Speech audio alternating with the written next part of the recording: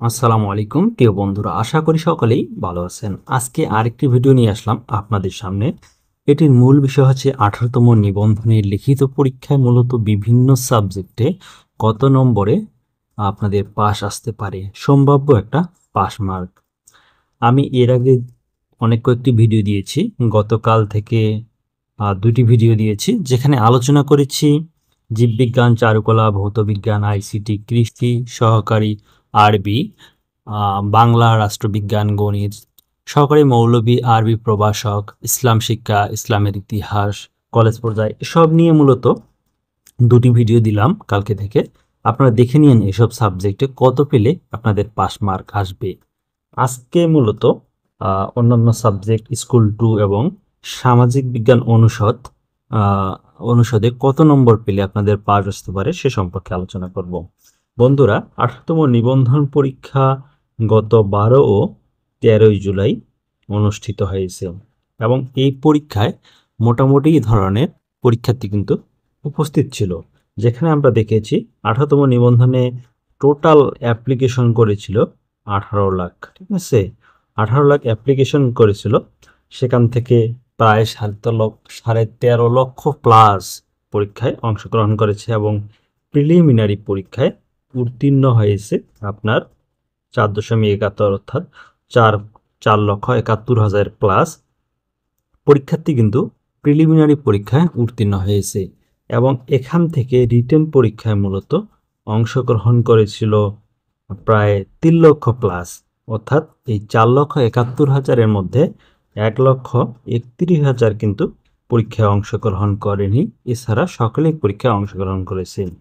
বন্ধুরা, 18তম নিবন্ধনধারী যারা আছেন তারা খুবই ভাগ্যবান, বা আপনাদের যেন একটা বিশাল সুখবর যে 18তম নিবন্ধনধারী যারা থাকবেন, ভাইভা পরীক্ষায় উত্তীর্ণ হবেন, অর্থাৎ রিটেন এবং ভাইভায় তাদের থেকে 100% কিন্তু আপনারা চাকরি পাবেন।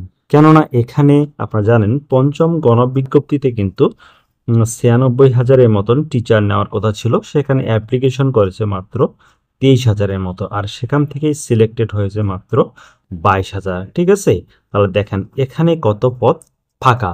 এছাড়া ষষ্ঠ গণবিজ্ঞপ্তি আস্তে আস্তে এখানে শূন্য পদ প্রায় 90 থেকে 1 লক্ষ প্লাস, ঠিক আছে। 1 লক্ষ প্লাস কিন্তু হয়ে যাবে আপনার ষষ্ঠ গণবিজ্ঞপ্তি আস্তে আস্তে, অর্থাৎ পদ অনেক ফাঁকা থাকবে। যে কারণে 18তম নিবন্ধন যারা পাশ করবেন তাদের কোনো ধরনের সমস্যা যদি না থাকে, তো একাডেমিক বা রেজাল্টগত বা আদার্স কোনো সমস্যা না থাকলে আপনাদের 100% চাকরি হয়ে যাবে। বন্ধুরা, আসুন আমরা স্কুল পর্যায়ে 2 এবং সামাজিক বিজ্ঞান অনুষদ সহ অন্যান্য বিষয়ে আলোচনা করি।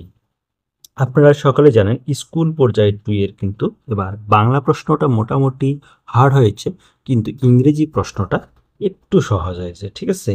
স্কুল পর্যায়ে 2, এই স্কুল পর্যায়ে 2 মোটামুটি এখানে 50 নাম্বার, অর্থাৎ 50+ মার্ক পালে কিন্তু আপনাদের পাস এবং চাকরি হয়ে যাবে, ঠিক আছে। এখানে মূল কথা হচ্ছে পাস করলে চাকরি 100% হয়ে যাবে। আর অনেকেই বলতেছে ইউটিউবে যে আপনার 50 মার্ক পেলে আপনি ভাইবা দিতে পারবেন, আপনি 60 মার্ক থাকলে আপনার চাকরি হবে। এগুলো কিন্তু পুরোপুরি একটা ভুয়া নিউজ, ঠিক আছে। এটা মনে রাখুন যে আপনারা পাস করলেই, ভাইবা বোর্ডে গেলেই আপনাদের চাকরি নিশ্চিত হবে, কারণ ভাইবা বোর্ডে 1%-এর মতো ফেল করে। এই 1% ফেল করে কারা? এই 1%, ঠিক আছে। এ নিয়ে ইনশাল্লাহ নেক্সট ভিডিওতে আলোচনা করব যে 1% বা 2% যে 1 থেকে 2% যে ভাইভা বোর্ডে ফেল করে, এরা কারা, কেন ফেল করে, কি কি কি প্রশ্নের উত্তর দিতে পারে না যে কারণে তারা ফেল করে। বন্ধুরা, স্কুল পর্যায়ে 2 50+ মার্ক পাইলেই 100% চাকরি হয়ে যাবে। এছাড়া আমি অন্যান্য বিষয় সম্পর্কে আলোচনা করব, যেমন বাংলা, ইংরেজি, ইসলামের ইতিহাস, সংস্কৃতি, রাষ্ট্রবিজ্ঞান, অর্থনীতি, ব্যবস্থাপনা, ইসলাম শিক্ষা, হিসাব বিজ্ঞান, উদ্ভিদ বিজ্ঞান, গার্হস্থ্য অর্থনীতি, ফিন্যান্স, দর্শন, গণিত, ভূগোল ও পরিবেশ, ইতিহাস, সমাজকর্ম, সমাজ বিজ্ঞান, কৃষি, কম্পিউটার, প্রাণীবিজ্ঞান, মার্কেটিং, পদার্থবিজ্ঞান, রসায়ন, সাচিবিক বিদ্যা, হিসাব রক্ষণ, ব্যাংকিং, ভাষা, জুনিয়র শিক্ষক, মনোবিজ্ঞান, আদি মাদ্রাসা, উদ্যোক্তা উন্নয়ন, গ্রন্থাগার ও তথ্যবিজ্ঞান, হিন্দু ধর্ম শিক্ষা, এসব বিষয়ে আমি আলোচনা করব। এসব বিষয়ের বাইরেও যদি কারো সাবজেক্ট থেকে থাকে তারা আপনারা কমেন্ট বক্সে কমেন্ট করুন। আপনাদের কমেন্টের আলোকেই কিন্তু আমি ভিডিওগুলো তৈরি করি। যারা বেশি বেশি কমেন্ট করেন মূলত তাদেরই প্রশ্নের উত্তর দিই, সে সাবজেক্ট নিয়েই আলোচনা করি। বন্ধুরা, স্কুল পর্যায়ে 50+ পাইলেই কিন্তু চাকরি হয়ে যাবে। এছাড়া বেশ কয়েকটি সাবজেক্ট বলি, সেটা জীববিজ্ঞান, চারুকলা, ভৌতবিজ্ঞান, সহকারী মৌলভী, এই সাবজেক্টগুলোতে 40 নম্বর পেলেই কিন্তু পাস আসবে। আইসিটি, কৃষি, এগুলা 45+ পেলেই পাস আসবে। বাংলাতে 50 থেকে 55, গণিতে আপনাদের 45 থেকে 50 মার্কস পেলেই কিন্তু হয়ে যাবে। বন্ধুরা, 2 নম্বরে যে বিষয়টা সেটা হলো সামাজিক বিজ্ঞান অনুষদ স্কুল পর্যায় 1, ঠিক আছে। সামাজিক বিজ্ঞান, এই সামাজিক বিজ্ঞানের মূলত প্রায় 10টি সাবজেক্ট মিলে এই সামাজিক বিজ্ঞান অনুষদটি তৈরি করা হয়েছে।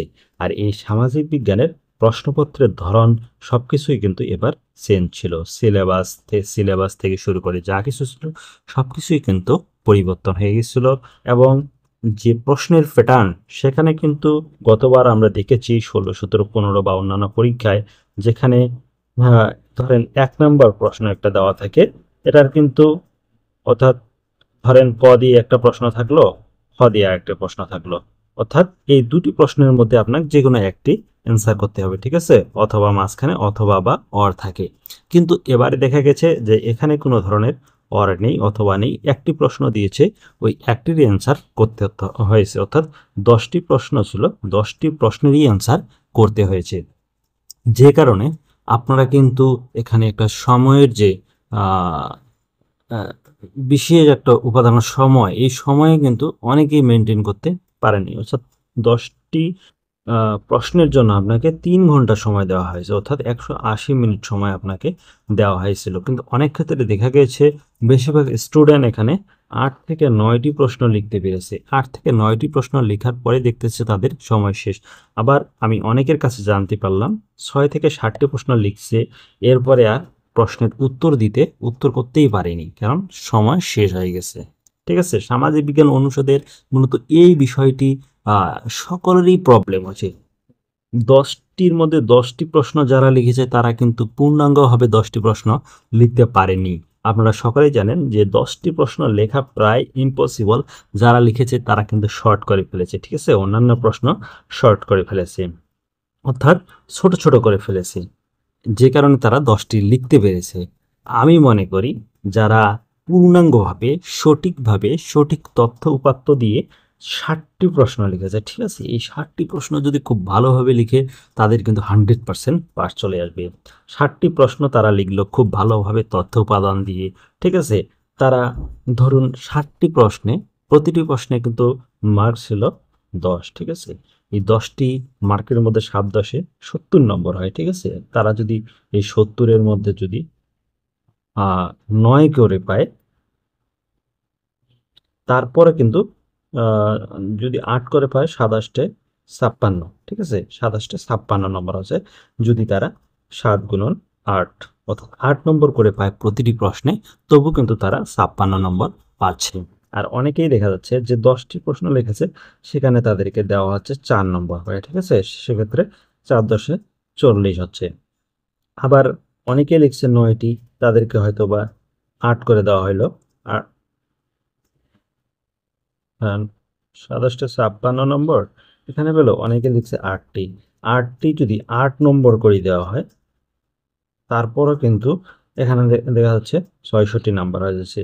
যদি 8টি প্রশ্ন লিখে থাকে, যদি মার্কস দেওয়া হয় 7 করে, 27-এ 56, ঠিক আছে, যেটা এখানে দেখাইলাম এ মার্কস। অর্থাৎ মোটামুটি স্কুল পর্যায়ে 2-এ যারা পরীক্ষা দিয়েছে, সরি, স্কুল পর্যায়ে 1 সামাজিক বিজ্ঞান অনুষদে পরীক্ষা দিয়েছেন, এরা 50 থেকে 55 নম্বর পাইলেই, 50 থেকে 55 নম্বর পেলে তাদের কিন্তু পাস চলে আসবে। কেন আসবে সে বিষয়ে অনেক ভিডিওতে বলছিলাম যে অন্যান্য পরীক্ষা থেকে, অর্থাৎ গতবারে যে পরীক্ষাগুলো হয়েছে সেগুলো পরীক্ষা থেকে এবারের পাস কমপক্ষে 10 নম্বর কমই হয়ে যাবে। কেন হবে? কেননা জানেন প্রশ্নপত্রের প্যাটার্ন বা সিলেবাসের ধরন সব কিছুই চেঞ্জ হয়ে গেছে এবং কঠিন হয়ে গেছে, যে কারণে 10 নম্বর কম পেলে এবার পাস চলে আসবে। মোটামুটি আশা করা যায় এখানে 50 থেকে 55 নম্বর যারা পাবেন সামাজিক বিজ্ঞান অনুষদে, তারা 100% এটা লিখে রাখুন যে আপনাদের পাস চলে আসবে। এখন বিষয় হলো বেশ কয়েকটা বিভ্রান্তি, যে আসলে তাদেরকে প্রতিটি প্রশ্নে কত করে নম্বর দিবে, ঠিক আছে? যে ভূমিকা লিখছে, তারপরে বিস্তারিত লিখছে, উপসংহার সবকিছু লিখছে, এই বিষয়ে কত নম্বর করে দিতে পারে। বন্ধুরা, ভিডিওটি লং হয়ে যাচ্ছে কিন্তু করার কিছু নেই, আসুন এই বিষয়টি একটু দেখুন। যে কেউ যদি 10টি প্রশ্ন লিখে 10টি প্রশ্নের অ্যান্সার করে এবং তাকে মার্কস দেওয়া হয় প্রতিটি প্রশ্নের জন্য 5, সেক্ষেত্রে সে কিন্তু 50 নম্বর পাবে। আর কেউ যদি 10টি প্রশ্নেরই অ্যান্সার করে এবং মার্কস দেওয়া হয় যদি 7, সেক্ষেত্রে সে 70 নম্বর করে পাবে, ঠিক আছে? কেউ যদি 9টি প্রশ্নের অ্যান্সার করে এবং মার্কস যদি প্রতিটি প্রশ্নতে 8 দেওয়া হয়, সেক্ষেত্রে কিন্তু 72 নম্বর পেয়ে যাচ্ছে। অনেক ক্ষেত্রে দেখা যাচ্ছে অনেকেই 8টি প্রশ্নের উত্তর করেছে, মার্কস পেয়েছে 7 করে, 27 56 নম্বর, তবুও কিন্তু সে পাস ইনশাল্লাহ করবে। এবং কেউ যদি 60টি প্রশ্নের অ্যান্সার করে এবং মার্কস যদি পায় 8, সেক্ষেত্রে কিন্তু 56 নাম্বার পাবে, ঠিক আছে? এক্ষেত্রেও পাস চলে আসবে। এখন বিষয় হলো সকলেই কি প্রতিটি প্রশ্নতে 7, 8, 9 বা এভাবে কি নাম্বার পাবে? হ্যাঁ, পাওয়ার এবার চান্স রয়েছে, মোটামুটি চান্স রয়েছে। শিক্ষক কিন্তু অনেক ঘাটতি রয়েছে। একটা কথা মনে রাখুন, যারা প্রশ্নের উত্তর বেশি করেছে, কম নাম্বার হলেও কিন্তু তাদের একটা পাস করার সম্ভাবনা সবচেয়ে বেশি রয়েছে। ধন্যবাদ সকলকে, ভালো থাকবেন, সুস্থ থাকবেন। আসসালামু আলাইকুম রহমতুল্লাহ।